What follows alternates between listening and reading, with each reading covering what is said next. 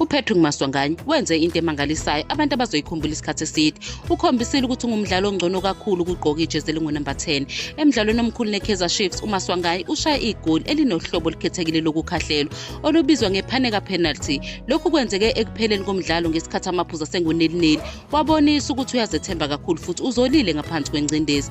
uMaswanganyi ubelokhu aziwa ngokuba nesibindi nekhono enkundleni, kodwa lesi sikhathi simenze wadumana kakhulu. Ngisho nabantu abebengacabanga ukuthi muhle kakhulu ngaphambili sebeyishintshile imiqondo yabo. Muhle kakhulu ekudlaleni ngaphansi kwengcindezi futhi angenza izinto ezimangalisayo ngesikhathi semidlalo emikhulu. Njengomunye wabadlali abahamba phambili kwi-league, uMaswanganyi ngelinye ilanga angasakhunjulwe njengengwazi efana noJomo Sono.